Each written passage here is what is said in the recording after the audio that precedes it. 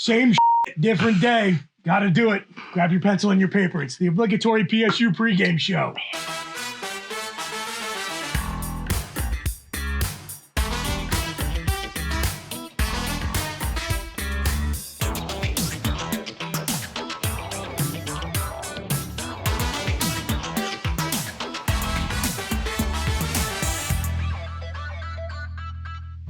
Okay, welcome everybody. It is the obligatory PSU pregame show presented by Anti-Fragile Brewing Company at 324 Calder Way right here in Happy Valley. Check them out at antifragilebrew.com. Thanks so much to the guys at Anti-Fragile for sponsoring the show. We need it. Yeah, fake host, Mailman, Horne, Noble. Let's get into it. Horne, I'm going to start with you. Go. Why don't we just play the same show from last year and the year before, and the year before and the year before that? It's all this. I mean, what do you want me to say? What would you like me to talk about, Chris? How Anti-Fragile is making the best beer in town? Yeah, that's a good. Yeah, absolutely. It's true. I would actually much rather talk about that than the Penn State Ohio State game. But go on. They are making the best beer in town. And I'm not just saying that because they're paying us. It's actually true. Well, then let me say this. I owe you, our loyal viewing audience, an apology, frankly. Because to the extent that any of us take this little enterprise seriously, we do appreciate you and you spending some time with us every week before a college football game. And frankly, we have just sold you a bill of goods this season. I peddled snake oil unknowingly on all of you, and I apologize. I have learned my lesson. I am never, and by never, I mean never until I am shown, going to ever again go on this show or on our podcast or anywhere and try to trick anyone into believing that a James Franklin coached Penn State team is going to get up for and win a big game until I see it happen on the field. So I apologize. Is Mike The Mailman willing to apologize? Are you on? Because I spared your life out of the goodness of my heart. If you didn't listen to the podcast like last week, I did threaten to kill Mike The Mailman if we lost. And I'm waiting for your apology. But I've spared your life, and I'm waiting for your apology. 14-1's not bad. 14-1's not bad. I mean, it's a great. 14-1. That's not bad. That's where we are. That's a great season. 14-1. It is a great season. That's a great season, Mike. You're an attorney. If I punch him in the face on camera, what's going to happen? He Where's has the passion love? defense. You can kill him, actually. Where's the love? I tell you. Noble? Yeah, I mean, look, What do you got? I felt good. I mean, obviously, we all did, right? We all felt good about morons. it. Yeah.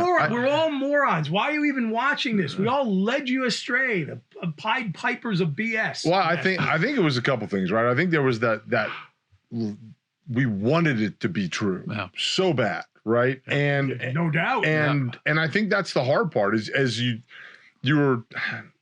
just wanted it so bad. Like, and I really did feel like I honestly felt going into this game. Now, the one thing I will 100% admit, I know nothing, and probably a good thing, about our wide receiving core. And I focused a lot of my attention on the defense, Sure, the offensive line, the running game, those kinds of things. We have been blessed over the last few years with very, very talented wide receivers. And I feel like KJ Hamler, like that group, right? I just called a game. It's been a while. I'm completely dating myself, but Chris Godwin, I got to watch him play live this week, right? I had the Bucs down in Tampa. It was very nice down there, like 88 degrees. Awesome. But like we've been so good out there on the edge that I just kind of assumed that we still were. And that was a position that definitely we are not equal with Ohio State at yet. And, I do think there are some things that we did play calling wise that didn't help. I'm sure we'll talk about all that stuff as we move through this.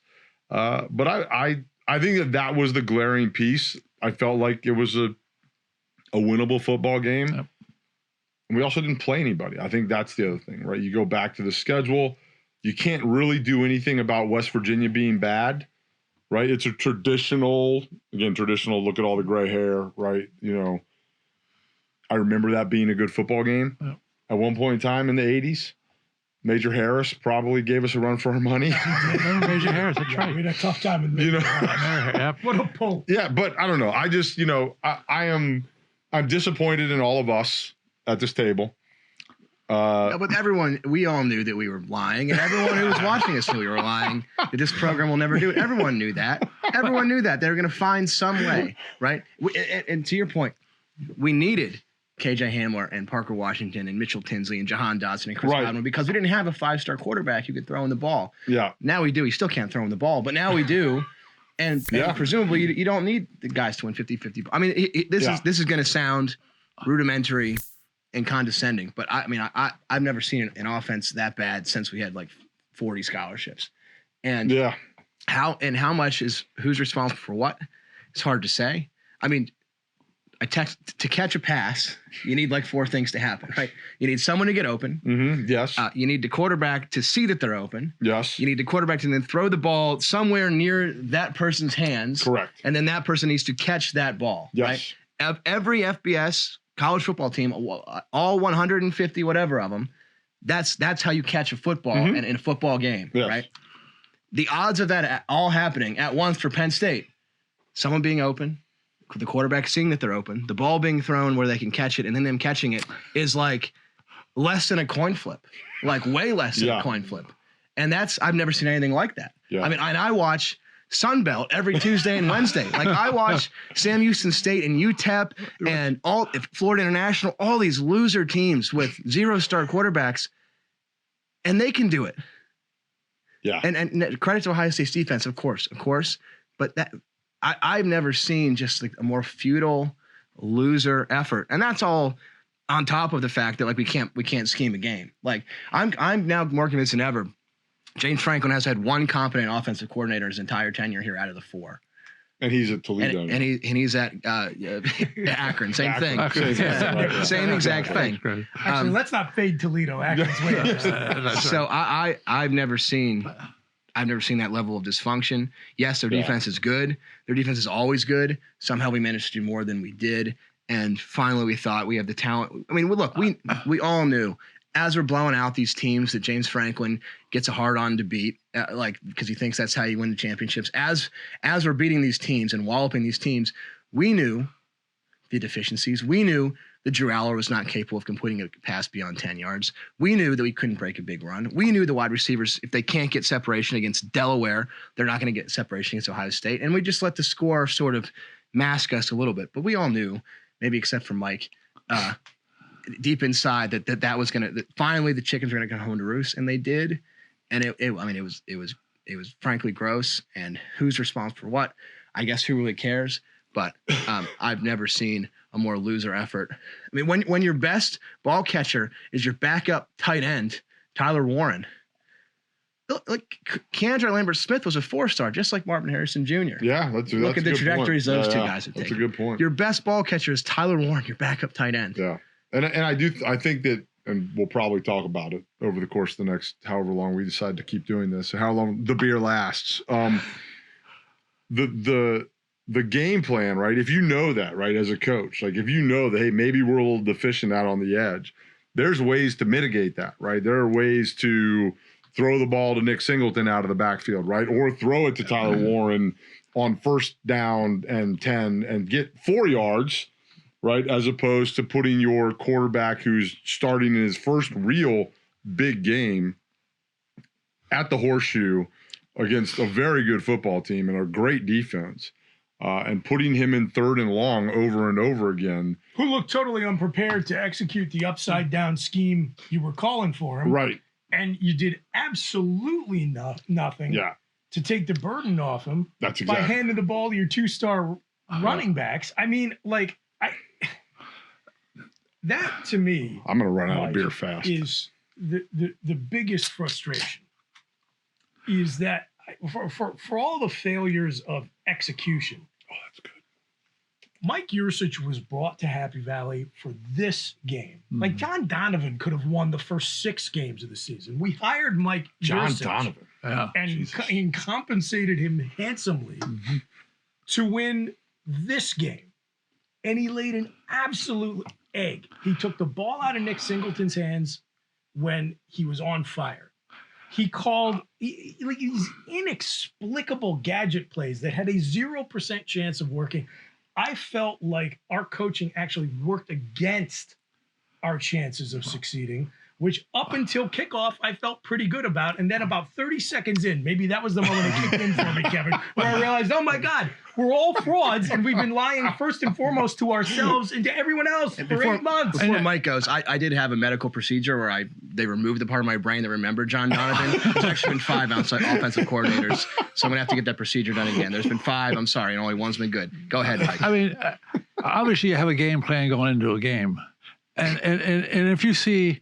Is it obvious? Yeah, I thought it was. It used to be. I feel that if you see right away that the quarterback and the and your receiving core are out of sync, do you change your game plan? I mean, like you said, Singleton had 2 good runs. In basketball, you always gave it the guy who made the 3. Give him the ball. I'm surprised. I was surprised that they didn't do that. I was. Well, what you surprised. do, Mike, is you do a pitch to the tailback, let no one get open, and then fall on the ground. That's the play. They did That's the play. Or when you need 1 yard, we watched the Eagles this week. They ran like 5 of those push plays again where they get 5 yards. Now, no one's expecting Penn State to do that, but like the sneak in college football, this especially. I mean, with quarterbacks that are not 6'5", 200 and whatever pounds that Drew Aller is.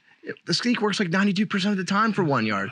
We don't run it. We refuse to run it. We don't get James went under center for like half of 1 year. He's like, we can't do this again. And by the way, it worked every time. Oh, we're hearing all this talk about how there's going to be a Bo Prabula set if we need a yard or 2. Nothing. Didn't see the field. Nope. Not one time. I didn't believe that Bo Prabula talk for one moment. That's one thing, maybe the only thing this week that I didn't get suckered in on. I didn't believe the Bo Prabula thing. So this was it. Last week we talked about this game being Ragnarok, and I meant it. Like this was all you could ask for as a program trying to get over and trying to make an imprint as the 14 playoff era comes to an end. You wanted this one shot you had been building since the Great to Elite press conference, which we're going to talk about a little bit in the second part of the show here coming up. You had all that time to build and improve, the additions to the coaching staff, whatever evolution James has made himself as a head coach, the acquisition of more talent, and it amounted to nothing. Yep. Nothing. 6 yards in the second half. 6 non-garbage time yards in the second. Mike the Mailman in that Brandon Noble jersey that I bought when I was drunk a year ago. Thank you. Could have gotten more than 6 yards in non-garbage time by just handling the ball and handing it to number 10. Like, I know. You talked last week about it's been a boring season. I thought the game was boring. I mean, there wasn't any excitement at all. The most exciting play they called back because of a penalty. The Penn State guy ran for a. That hurt. That hurt a little bit. Could have changed the whole thing. I mean, maybe. But it just hurt. I mean, I don't know if it. All the excitement of scoring a defensive touchdown would have mean we could like get a yard on offense. I don't know. I'm skeptical. I don't know, man. I mean, it becomes 14-3 all of a sudden, and Ohio State's playing from behind. Yep. And I mean, it could have changed the whole thing. I mean, it was a correct call. It was an obvious hold. What made it was so anguishing is it didn't affect the play at all. No, it did not. Right. You can't be mad at the call. The call you're supposed to be mad at is like the late hit that led to that touchdown there. It ended up being a 14-point penalty. Right. It could have been 6-3, a much different situation. Yep. So it ended up being 10-3. It could have been 14-3 if Kalen King didn't stay in the bus. I don't know. I mean, once it was 14-3, I'm like, we did it. We finally got it. Yep. I don't care if we don't get another yard. The defense is going to step up here and get it done. But we'll never know because we'll never get that opportunity because it was a holding. And also, I thought one of the biggest plays that the Ohio State guy had a 72-yard punt that should have been just a 45-yard punt. To me, I'm thinking, boy, that they could have the field position. Finally, something goes your way. You can take one hard, he lets the ball go right over his head. I was very mad about that penalty at the time. I was very mad about that special teams play at the time, and I am less mad about those specific instances. More mad overall because if you score 6 yards or you gain 6 yards in the second half in non-garbage time, what does it matter? Yeah, what does it really matter? You're overmatched. Yep. Were we overmatched though? That's the problem. I mean, they were down their second best wide receiver. They were down their best cornerback. They were down their best running back, and it still turned out that way. Now look, it's a cheat code. Marvin Harrison Jr. is a cheat code. Kyle McCord's not very good, and he just stares at Marvin Harrison Jr. when he's in trouble. Yeah. And that works a lot of the time. We actually, I mean, I should take it, Caleb King had a bad game. It wasn't a terrible game. Like they didn't give up any real big plays to Harrison Jr. He was contained, generally pretty well. Yeah. If you said Ohio State only scores 20 going into the game, you take that every single time and trust that we can score 21. Yeah. And really, I mean, the last touchdown I hardly even count because they'd have been on the field for 90% of the minutes. Yeah. So we kept him in check. But we don't have a Division I wide receiver. Like we just don't. I mean, Dante Cephas doesn't have it. He can't read the playbook. Keandre Lambert-Smith can't get any separation at all, period. We don't use the tight ends except for Tyler Warren. Aller, he will look, it's 4th and 15. You need 15 yards or 3rd and 15, whatever it was. You need 15 yards. He will glance for half of 1 second at the wide receiver that's going to get you the yards you need for half of 1 second. Yep. See a spy, get nervous, and check down every time. It's a check down every single time. He definitely was not ready for that moment. I agree. Throw an interception. Please throw an interception. At least try. That was actually a solid point, right? Point. Sometimes you just have to get over the hump, right? If it's 3rd and 15, if it's 3rd and 15 and you throw the ball 40 yards down the field and it gets picked off, it's as good as a punt. Yep. Throw an interception, man. Yeah, and they didn't help him, right? Like the adults in the room, the coaching staff, they didn't help the quarterback. Boo. What a waste. It's super disappointing. It's disappointing. I can't remember. I did so much media last week. I can't remember whether I said it here or somewhere else, that if you lost this game, I mean, again, all you could ask for is a moment to prove yourself. Mm-hmm. But if you lost, all the air was out of the balloon. And that's what you're seeing in this conversation. I think, we did talk about that a lot. And Kevin brought up a lot of points about how it is a very unique situation, right? When you look at all the things that we've kind of worked to this point, and you said the same things, right? It is Ragnarok. It is like, this was it. Getting to the playoffs next year isn't quite as big a deal. Right. I mean, it really isn't. Like, it'll be great. I hope we make it. Please make it. But at the end of the day, like, it's not going to be as special. That was the really cool thing about I can't wait 7 years from now to be doing this show where we're talking like no team has finished in the top 15 and not made the playoffs more than Penn State. I can't wait. We will go down having never made a BCS championship and never made the 14 playoff. Yeah. Never. Penn State finished number 13 for 3 consecutive seasons. Sorry. And but that's the thing, right? It was a very unique opportunity to do something special that as hard as it is, I mean, they've had our number, right? That is a tough place to play. They've had our number, and we were sold that we were equal, right? And we sold that we were equal, especially you. Yeah. And no one listens to him. Come on, give me a break. And then it fell apart, right? And so now, the other part of some things that you said, I think it was you, maybe it was all three of us and not you, which is a little weird. It was like, all right, look, 10-2, New Year's Six bowl game. Okay. I still believe that to some extent, right? I mean, I do. No, I do. I was okay with that. Because I think there was a part of me that maybe subconsciously didn't think that we could do it.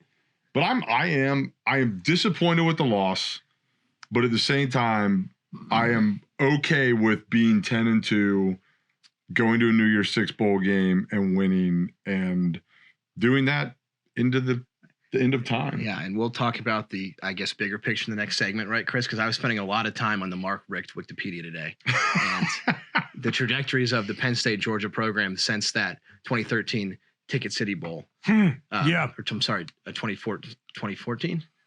You're talking about when we played Georgia 2015. 2015. Yeah. We didn't go to a bowl in 2013. 2014 was Pinstripe. 2015, yes, Hackenberg's last game. I'm sure we'll get to that in the next segment, but we played Georgia in a bowl game? We sure did. Yeah, we did not play well, but we did indeed play them. So, wow. Oh, I think I was here for that. If you've been watching or listening, for any appreciable period of time. You've heard me plugging the Coach Caduti segments here on the For the Bloggy YouTube channel, and we got great news. You get to relive a little bit more of the Penn State-Ohio State game here in our segment that we are calling Call of Caduti. So we'll watch that, and we'll be back here on the Obligatory PSU Pregame Show presented by Anti-Fragile Brewing Company on 324 East Calder Way.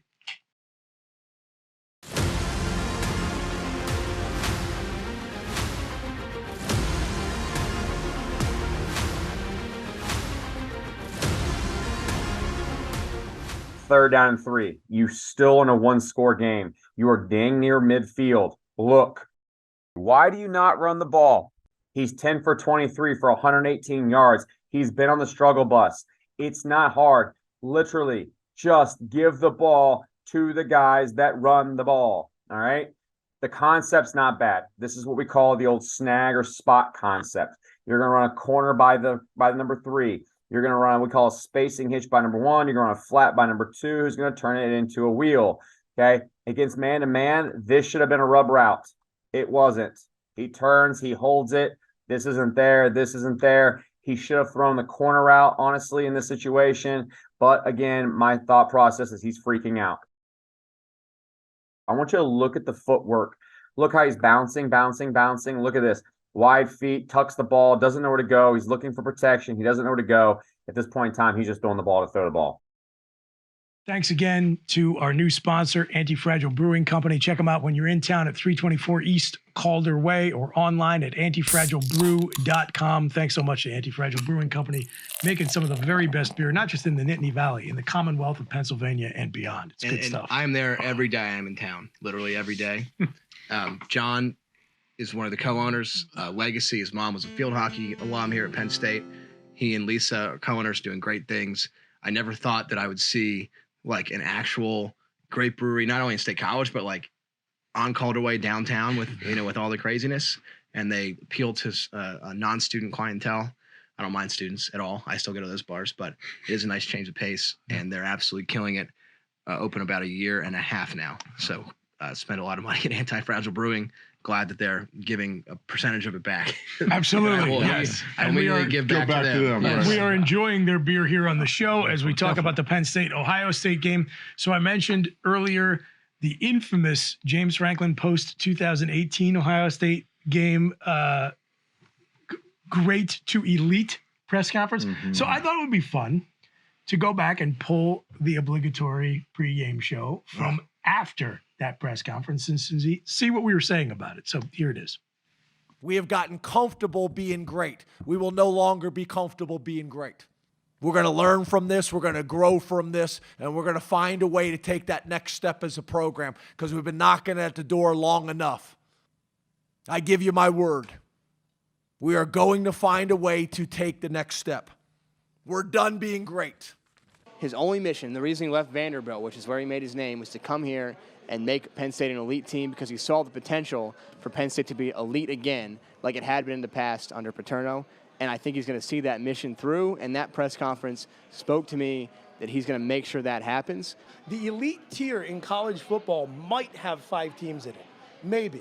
And what James Franklin is saying is if you think anything less than membership in that 4 to 5 team top tier is what he came to Penn State to do, then you're mistaken, and watch what comes next. And that's why I'm so excited about what's going to happen the rest of this season and what's going to happen going forward. There's a message there for everybody on the staff, for all of the players, for all of the recruits, for everybody in the administration, that we have got to be better. If we're going to be an elite football program, we can't be satisfied with 10-2, 9-3, 11-1, whatever it is. You have to win every single game. And what that requires is a certain kind of sacrifice from everybody that maybe they're not quite getting yet.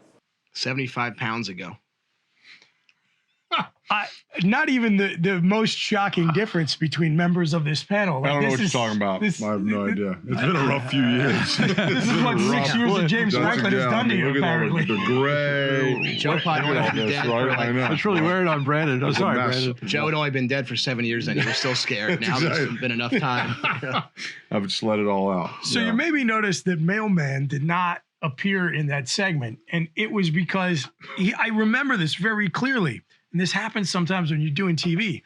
Mike, we made the mistake of talking before the cameras started rolling, and you unloaded your best stuff before the segment started. You said to me, I think that was the worst press conference I've ever seen. Do you remember that? Oh, yeah, I do. Do you remember saying that? You can confirm on camera. I You do. called that the worst press conference you've ever seen. Yeah, definitely was. And you guys exposed on it. You really expounded on that. It was really good. Yeah. So, of course, like morons, all three of us, head over heels, totally drinking the Kool-Aid. Yeah. Absolutely nothing has changed in 6 years. Is that fair? We spent a lot more money. A lot of money. A lot of money has changed hands. You should see Lash these days. Yes, he's very nice. You know, when it comes to the star ratings, I think, Brandon, you talked about that a couple years ago about how you like the 2 and 3 stars that have the heart and that want to play football. I don't know if with this new NIL, whatever, I don't know if they want to play as much as when you played. I don't know what the story is. I mean, it's a completely different world. I mean, 100%. Definitely. But I do think that the problem really is, and I think, look, recruiting is not an issue here. Nope. It really isn't. Right? Recruiting is not an issue. Now, we can't quite get all the pieces together at the same time, maybe, but no staff, minus maybe those top 2 or 3, 4 programs in the country can do all of it, right? But like we recruit. I mean, we definitely get kids. We've got plenty of them. Finally, we get the 5-star quarterback, the generational quarterback that's going to cure all of our problems, like the best quarterback recruit possibly in Penn State history. And he comes out of the box, he can't throw a ball beyond 5 yards. It's just like, I won't leave it to us. Finally, leave it to us. It is interesting. I mean, when you look at that, it's odd that, you know, I thought he could play, right? Like I've watched him play. I watched him play in high school, right? You know, and it's a different deal to go play Ohio State than it is to play UMass, right? Than to play Delaware. So that's where, to me, the coaching staff has to help him, right? And I don't think that happened. But he is. It'll be interesting to see what his trajectory is, what he looks like in a couple of years. But at the same time, like, do we really not have enough pieces to win that football game? I don't believe that. Like, I still don't believe that. No, neither do I. The one thing I will say, for as much as I gave the whole apology about snake oil salesmanship and all that, I do believe that this is the best team, 100%, the deepest roster that we've had. And the frustrating thing is it didn't make a damn bit of difference. That segment we just ran, that could be, we could have just run that show today. Yep. Nothing has changed where it really matters. And that just makes me want to dip my head in a vat of sulfuric acid. But the reality of it is this what I was talking to you about in the clip, Mike. It's just nothing has changed. There's a tier of 4 and 5, and it is a hell of a lot easier to go from pretty good to really good than it is to go from really good to the best. There's no doubt. And we have moved our way up through the permeable layer of really good, and the gap between us and great is negligible, despite all of that movement. And the worst part about it is it's like you feel like you're so close. Right? Like every year you're like in the conversation. And then this year you're still very much in the conversation. And we're still going to be in the conversation, as crazy as it sounds. Like it's not. It really is. We all have to do the song and dance of pretending we have a prayer in hell against Michigan. Oh no, we don't. 3 more weeks. Absolutely not. Yeah. That's going to be we got Michigan at home. Bludgeoning. Yeah, an absolute bludgeoning. They don't have our signs. But we only dropped in the poll to 10, right? Are we 10th in the poll? We're 10, Mike. I mean, we only dropped 3 spots in the poll. So I still think they think there's potential here. I don't know. But I think there's a great saying that I won't say at all because it's as I think it's obscene as one could possibly. It's not appropriate at all. I see you thinking. But it just came to mind because potential is worthless. Can I word vomit? I got here earlier today. I was walking around. It's a Monday when we're filming this, and I was walking around campus. It's like mid-50s. No, it's gorgeous. The leaves are changing, and I was looking out in Indy, just thinking as the students are walking by, why this? As much as it's harder to get from great to elite, I mean, this is going to be mixed between negative and positive. Like, look at Clemson and USC. Yeah. Clemson is unranked. Yeah. USC is unranked. USC is just like Penn State's never going to make a 4-team playoff, right? Yeah. It's easy to go the other way too. I was comparing. I was spending a lot of time on Mark Richt's Wikipedia today. This year, got inducted to the College Football Hall of Fame this year. The Georgia coach for 15 seasons. Yeah. And he was putting up 9, 10, 11 win seasons every single year, with an occasional 8-win season mixed in every 6 or so years. And Georgia fired him. Mm-hmm. Georgia fired him. And now you see what Georgia is, right? Yeah. That has never happened in the history of the sport. No. Right? Yeah. That's the only time. Yeah. Because usually do not be fooled that like Penn State's Kirby Smart is like hanging out there. Right. I think that's nuts. And I have assholes tweeting at me, be like, "Oh, these pro-Fire Franklin people like Kevin Horne." Yeah, I am not I am not a Fire Franklin guy, but I am not at all. I am resigned. What makes this so depressing is I am resigned to the fact that the highest, the most exciting, the most I'll ever love a moment. And the most I'll ever feel great about a Penn State football season is the moment that Lydell Sargent intercepted that pass in the front of the end zone in Ohio State in 2008 for Penn State to win on the road in Columbus and have a shot at Joe Paterno's last national championship. And I'm almost twice as old as I was when that happened now. Yeah. I'm almost twice as old. Almost half of my life has passed since that moment. And I am more confident than ever that moment. That is great. That moment is I love it. the mountaintop. That moment is the top of Mount Nittany. That is the highest that I will ever get as a Penn State football fan, and that was 2008. And that I'm coming to acceptance. I'm coming to acceptance of that, right? And that's not a bad place to be. No, it's not. Because I had it. No, if you had it. Now I'll never. I was 3 years old, Brandon, when you guys should have won a national championship. I've never been alive for an AP national championship, so I'll never get that. But look, Pays to be old. Yeah. It's good to be old. if I see Penn State win a Peach Bowl, Sugar Bowl, that'll be the last 2 bowls I need to see in the year 6 for them to win in person. Peach Bowl's at large this year on one side of it. We could go. I don't know. I'm resigned to our lot in life that is it. And the moment that Lydell Sargent intercepted that ball from Terrell Pryor, it will never get better than that, and it never will. But Mark Richt is a College Football Hall of Famer, and Georgia had a lot of fun seasons, and that's not a bad place to be. Here we are. And those poor Georgia fans were miserable for decades, including, by the way, because Penn State beat them in the Sugar Bowl for the 82 national championship. Right. Yeah. And that's why, just to piggyback on your point, I do think sometimes whenever you are honest in your criticism of James Franklin, and I'm going to be honest, I will never again promote this program as one that can win a big-time meaningful game like this Ohio State game was until I see him do it. And if you want to find a silver lining there, it's that years ago I made a similar declaration of saying I was no longer going to promote or believe in any way to the audience or to myself, James Franklin could get through an entire regular season without losing to a team he should beat.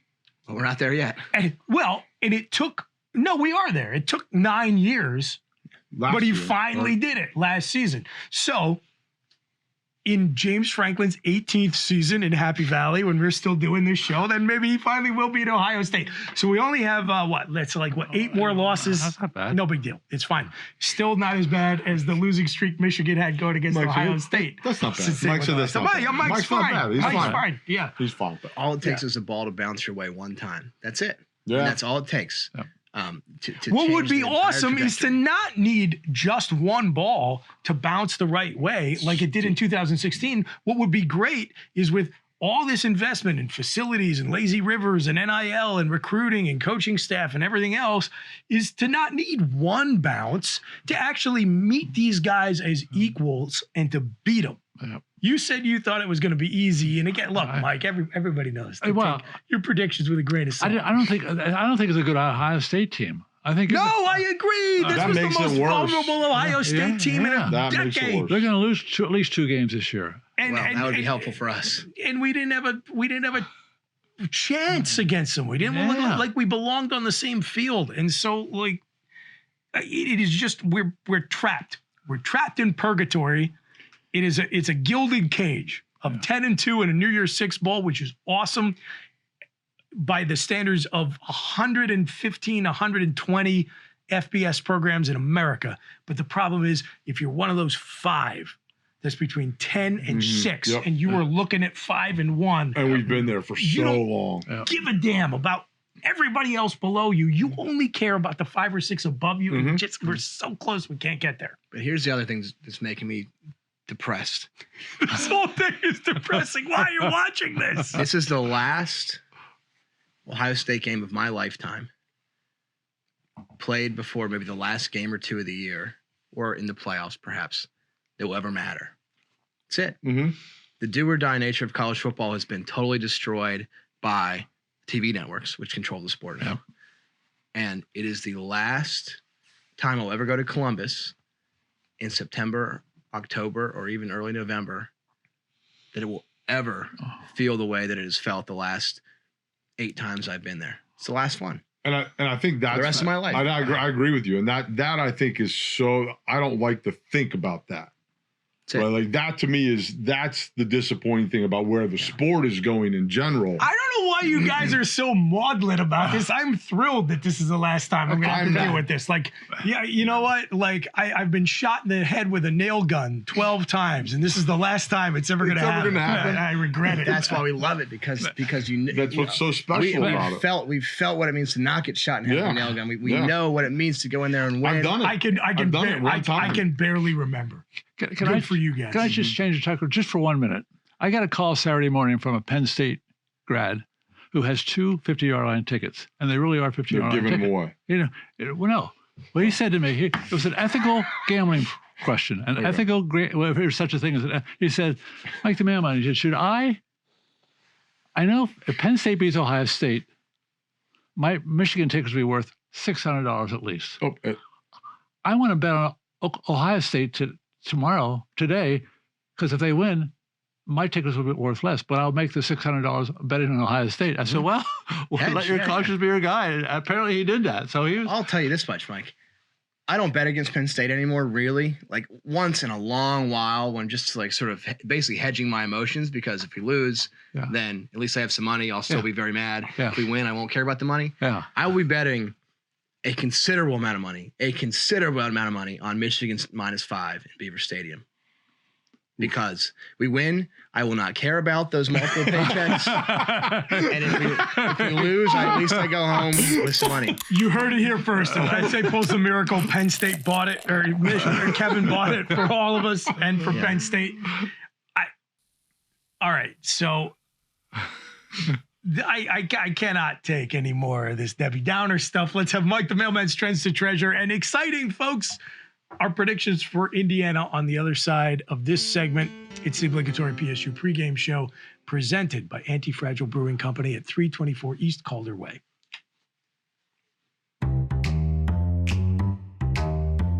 Hi, everybody. Mike the Mailman with this week's edition of Trends to Treasure. These games will be played October 28th.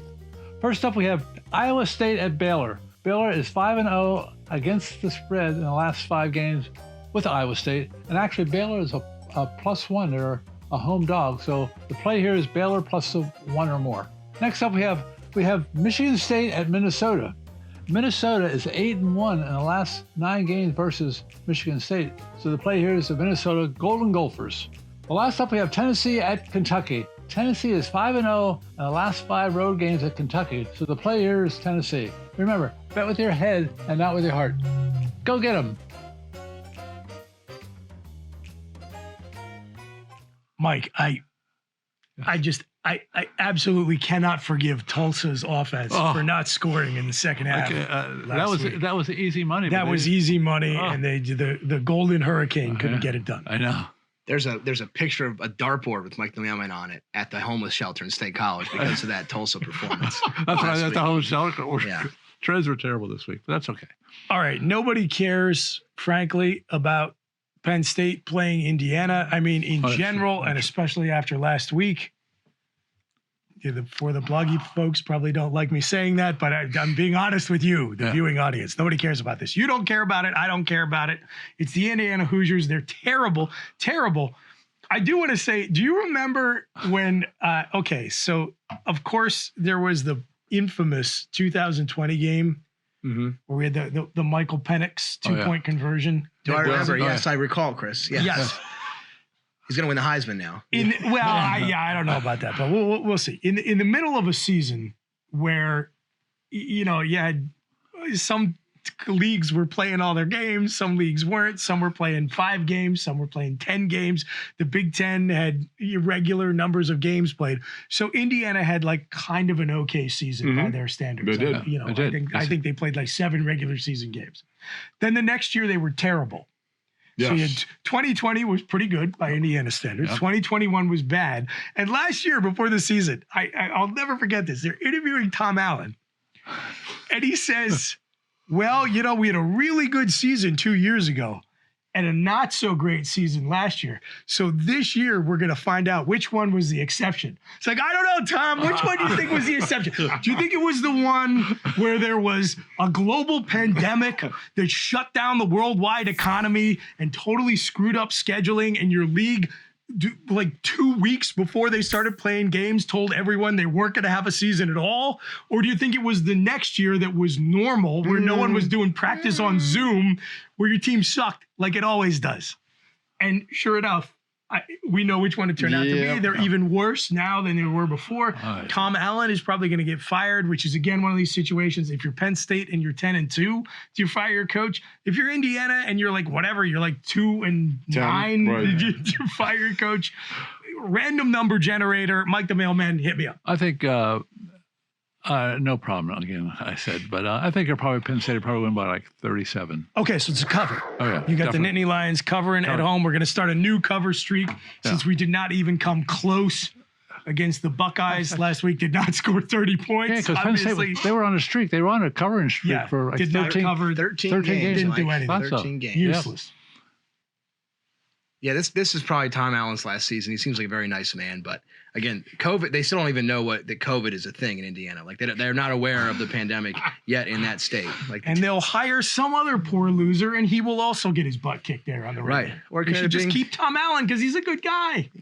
That's Lee Corso was the coach there. You never know. That's right. Could end up being a stepping stone for a legend. Anyway, Penn State's given 32. Was it? I do like him to cover again. I don't think they're going to come off the gas again. Indiana is just absolutely abysmal, 2-5, one of the worst teams in the East. This is where I have some sympathy to coach. The Big Ten is awful. It is bad this year. And I don't know how or why or when it happened. I mean, it is truly terrible. So as much as James, I think, loves only playing 2 games and mean a damn every year and kicking the crap out of everyone else, like, it's really not his fault that it is this way. I remember season tickets years ago when I was in high school, and like every game was like within a touchdown spread. Like you'd come to slog it out against Northwestern and Wisconsin and sometimes Minnesota. And I mean, Indiana was always terrible, of course, but Iowa, obviously Ohio State and Michigan were the gems of the schedule, but you would have at least even Michigan State was a football game. Well, don't even talk to me about those games that kept us out of the 4 team for those years. But you would have at least 4 or 5 ranked, other than Ohio State, Michigan, 4 or 5 ranked Big Ten opponents a year, and it's just gone. And I don't know if or when it's coming back in this environment. But when the Pac-12 joins, and I was very, like, as any sensible fan is, anti-expansion. It's really sad what happened to the Pac-12. Yeah. But having some like new blood come in that has a pulse and might be ranked is like, definitely. I mean, if there's ever a time to do it, it's right now because at least we need something to make it the regular season exciting. Indiana is not that team. No. I will be leaving at halftime for a wedding in New York City. Again, no excuse for getting married any football weekend, right? But if you're going to do one, I guess make it Indiana. I don't know, 42-7. I like the over. I think Penn State can get to 44.5 on their own. That's it, 44.5. Yeah, I think there's a discount there because of the putrid offensive performance last weekend. Oh. So if Indiana can just give you 7, 10 maybe, if they can give you 7 or 10, like that's going to go over, I think. Yeah. So that's my play is the over. But yeah, Penn State's going to wallop them. They're awful, and you know, I'm looking forward to Maryland because that could really. We'll get there. We're not gonna have a show before Maryland. We'll have a podcast. So check that out on our podcast apps, as Chris will tell you. But wherever you get your podcast, I do worry a little bit about Maryland on the road. It's a 3:30 game. I don't know, but yeah, we're gonna kick the crap out of Indiana. Another boring weekend in State College. Whatever, make the most of it. It's probably the most beautiful weekend you'll have in State College for a home game after like either monsoons or sunburn games. We have yet to have a nice game in State College. It's either we've had 2 monsoons and 3 sunburn games, and I'm done. I'm done with it. So hopefully Indiana's supposed to be nice this weekend. I have no idea. Oh. Talk to John Neese. Okay, but we'll get there. Probably, I think the 70s. That's good. I don't like that. Give me 50s. Okay. It's good having you back here in person. It's good to be here. Yeah, we're happy to have you. 48-10. You just ripped the randomly generated numbers right out there. Wow. Yeah. Wow, that's a new branding. Yeah. That's all I got. That's it. Normally you got to hem and haw. I know. It's a new look. You know what? I am pretty sure that's the randomly generated numbers I was going to give. So, you know what? No. You know what, you jerk? How about 51-13? How do you like that? Yeah, those are good. Right. Very randomly generated. Over. That's the play, Mike. Yeah. We got Penn State to cover. We got the over to hit. And I would love to leave you on a more optimistic note, but I don't feel good about this Michigan game. I said it was a 2-game season, and we lost the first one and the most gettable one. So, miracles happen. Boys, cheers. Cheers. Look, women's soccer is going to win a national championship. We live in State College. At least 3 of us do. Could be worse. It's great to be a Penn Stater. The Nittany Valley is a beautiful place. Anti-Fragile Brewing Company on 324 East Calder Avenue is one of the best breweries in the Commonwealth of Pennsylvania. We appreciate their sponsorship of this show. We will be back in a couple of weeks to get you ready for Michigan at Penn State. Until then, God bless. Take care of yourselves and each other. We are